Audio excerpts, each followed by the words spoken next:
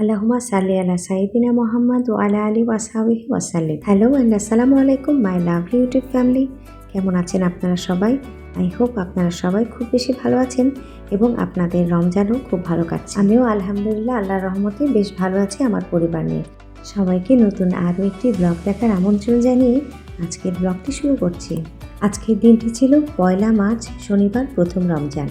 কিছু প্রিপারেশন আমি আগের দিন রাতে করে রেখেছিলাম আর কিছু রেখেছিলাম রমজানের দিন সকালবেলা করার জন্য। তো প্রথমেই সকালবেলা ঘুম থেকে উঠে বেশ অনেকটা আদা রসুন ব্লেন্ড করে নিয়েছি ব্লেন্ডার। তো অন্যদিকে ছোলা ভিজিয়ে রেখেছিলাম বেশ অনেকটা পরিমাণ। ইফতারিতে আমার হাজব্যান্ড আহিয়ান দুজনেই ছোলা ভুনাটা খুবই পছন্দ করে, তাই ওদের জন্য আমার প্রায় প্রতিদিনই ছোলা ভুনা রাখতে হয়। ছোলা প্রায় 6-7 ঘন্টা ভিজিয়ে রাখার ফলে বেশ ফুলে উঠেছে। এখন চুলায় বসিয়ে দিয়েছি আলু সহ সেদ্ধ হওয়ার জন্য। একটু বেশি করেই ভিজিয়েছি যাতে আরামসে 7 থেকে 10 দিন চালিয়ে নেওয়া যায়। প্রতি বছরই রমজান উপলক্ষে ঘরটাকে আমি টুকটাক সাজাই, এবারও তার ব্যতিক্রম নয়।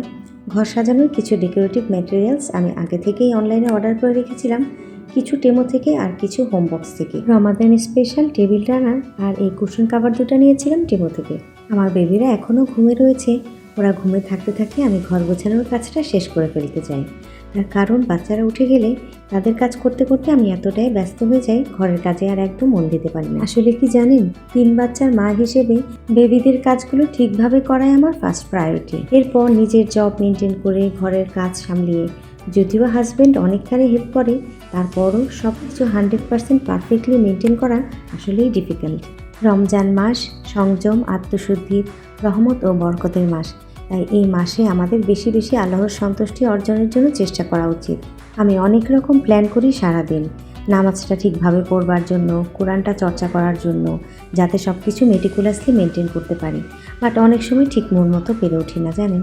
আবার এটাও ভাবি মহিলাদের অনেক রকম কাজ থাকে, দায় দায়িত্ব থাকে, যেমন ঘরের দেখাশোনা করা, বাচ্চা লালন পালন করা, হাজব্যান্ডের টেক কেয়ার করা, এই সব কিছুই আমাদের জন্য সদকায়ে জারিয়া। এমন আসলে কোনো নিয়ম নেই যে রমজানে সারাদিন ধরেই নামাজ পড়তে হবে কিংবা সারাদিন ধরেই কোরআন তিলাওয়াত করতে হবে, বিষয়টা এমন নয়। তবে রেগুলার আপনার ডেইলি অ্যাক্টিভিটির পাশাপাশি একটু সময় বের করে আল্লাহর ইবাদতে নিজেকে নিয়োজিত করতে পারাটাই আমাদের লক্ষ্য হওয়া উচিত। নিজের ঘরের জন্য, সংসারের জন্য আপনি যা কিছু করেন না কেন, সেটার প্রতিদান নিশ্চয়ই আল্লাহ সুবহানাহু ওয়া তাআলা দিবেন। একটা কথা প্রচলিত আছে, নিয়ত গুণে বরকত। অর্থাৎ আপনার নিয়ত যদি সহিশুদ্ধ থাকে, আপনি যদি কোনো ভালো কাজে নিয়ত করলেন কিন্তু কাজটা ঠিক সময় কোনো কারণে করতে পারলেন না, তখন কিন্তু আল্লাহ সুবহানাহু ওয়া তাআলা আপনাকে সেই না পারা কাজটির পুরস্কার ঠিকই দিবেন, কাজটি না করার সত্ত্বেও। আমাদের দৈনন্দিন জীবনে কিভাবে আমরা কাজে বরকত আনতে পারি সেটা আপনাদের সাথে একটু শেয়ার করি। যেমন রমজান চলছে, আমরা চেষ্টা করব প্রতি 5 ওয়াক্তের নামাজ একদম আজান হওয়ার সাথে সাথেই পড়ে ফেলতে এবং এর সাথে টুকটাক যতটুকু সম্ভব নফল ইবাদত করব।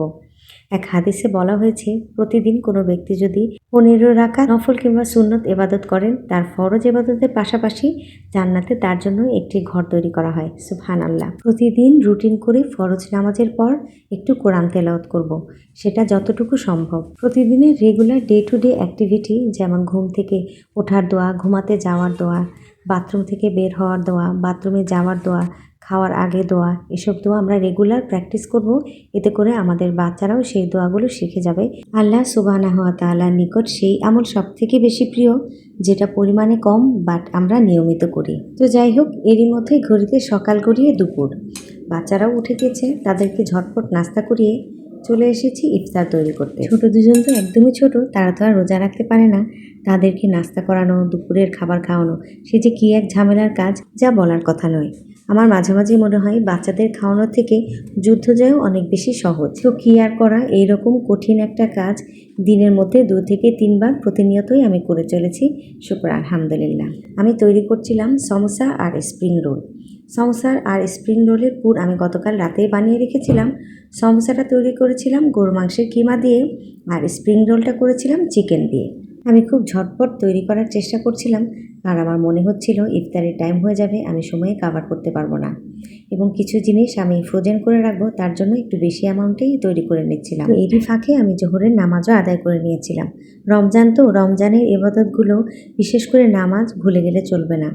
যাই হোক, আমি আপনি কম বা বেশি যে আমলই বা ইবাদতই করি না কেন, তাতে আল্লাহ সুবহানাহু ওয়া তাআলার কিছু এসে যায় না। দিনে রাতে 24 ঘন্টায় লক্ষ কোটি ফেরেশতারা আল্লাহর ইবাদতই করে চলেছেন সবসময়।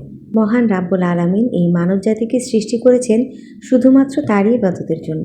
আল্লাহর আনুগত্য আমাদের করতেই হবে। 2 দিনের এই দুনিয়াবী জীবনে কামিয়াবি হওয়ার জন্য, উত্তম রিজিকের জন্য, বরকতের জন্য আমরা সবসময়ই আল্লাহ তাআলার মুখাপেক্ষী। সিয়াম মানে যে শুধুই না খেয়ে থাকা তা নয়, আত্মার শুদ্ধি, হারাম কাজ থেকে বিরত থাকা, হালাল এবং হারাম কাজকে পার্থক্য করতে পারা, তাকওয়া অর্জন করা, সর্বোপরি আপনার ঈমানকে মজবুত করার সময়। রমজানের সময় আপনি খুব সহজে আল্লাহ তাআলার সান্নিধ্য অর্জন করতে সক্ষম হবেন একটু চেষ্টা করলেই। তার কারণ হলো আমার এবং আপনার আল্লাহকে পাওয়ার একমাত্র অন্তরায় হলো শয়তান। যে শয়তান সারাক্ষণ আমাদেরকে ওয়াসওয়াসা দিয়ে কোনো না কোনো কাজে আমাদেরকে বিজি রেখে আল্লাহ তাআলার ইবাদত থেকে সবসময় দূরে রাখতে চাওয়াই শয়তানের একমাত্র উদ্দেশ্য। কিন্তু সুখের কথা হলো কি জানেন, শয়তানকে এই পবিত্র রমজান মাসে শেকলবন্দি করে রাখা হয়। আমরা খুব সহজেই আল্লাহ তাআলার সান্নিধ্য অর্জন করতে পারি, নিজেদের তাকওয়া এবং ঈমানকে মজবুত করতে পারি। খুবই ইম্পর্টেন্ট আরও একটা কথা আপনাদের সাথে শেয়ার করি, সেটা হলো তওবা বা ইস্তেগফারের গুরুত্ব অপরিসীম। আমরা মানবজাতি, আমরা কখনোই ভুলের ঊর্ধ্বে নই, বরং আমরা প্রতিনিয়তই ভুল করে চলি, যেটা হয়তো আমরা নোটিশও করতে পারি না।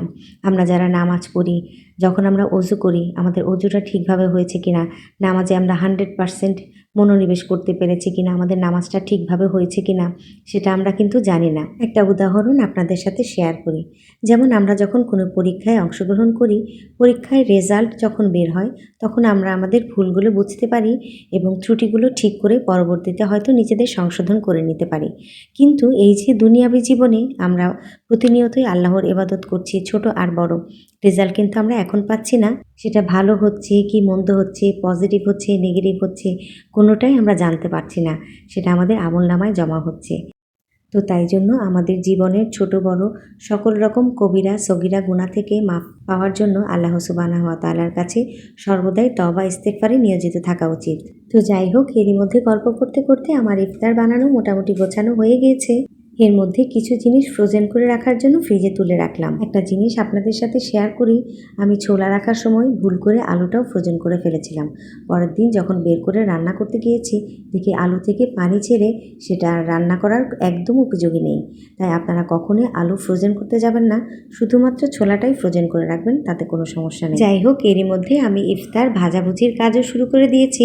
ইফতারের আর খুব বেশিক্ষণও বাকি নেই। ইফতারের টেবিলটা চেষ্টা করি বাচ্চা আর বাচ্চার বাবার পছন্দের আইটেম দিয়ে রেডি করতে। আমরা বাঙালি ঐতিহ্য হিসেবে ইফতারিতে কিছু একটু ভাজাভুজির আইটেম না হলে আমাদের চলেই না। তো আজ তৈরি করলাম পেঁয়াজু, samosa, spring roll, chicken sandwich, ছোলা ভুনা আর ফ্রুট স্যালাড। সাথে ছিল 2 রকমের ড্রিঙ্কস, পুদিনা লেবুর শরবত আর ইয়াম্মি লাচ্ছি। এর সাথে ছিল বাইরে থেকে আনা জিলাপি আর বুন্দিয়া। আর এভাবেই খুব সিম্পল কিছু আইটেম দিয়ে আমাদের প্রথম রোজার ইফতারিটা আমরা করেছিলাম, যা আপনাদের সাথে শেয়ার করলাম। আমার আজকের ব্লগের কোনো অংশ যদি আপনাদের ভালো লেগে থাকে, তবে তার জন্য অবশ্যই একটা থামস আপ দেবেন। ভালো লাগা থেকে যদি ভালোবাসা তৈরি হয়, আমার চ্যানেলটি সাবস্ক্রাইব করে আমার পরিবারের একজন হয়ে থাকবেন সবসময়ের জন্য। আমার ব্লগগুলো হাজার চেষ্টা করেও আমি টাইমলি আপলোড করতে পারি না ব্যস্ততার কারণে। আই হোপ আপনারা সবাই ক্ষমা সুন্দর দৃষ্টিতে দেখবেন। আমি আসমা আজকের মতো এখানেই বিদায় নিয়ে নিচ্ছি। আপনারা সবাই অনেক অনেক দোয়া করবেন, ভালো থাকবেন। খুব শীঘ্রই দেখা হচ্ছে পরের ব্লগে। আসসালামু আলাইকুম, আল্লাহ হাফেজ সবাইকে।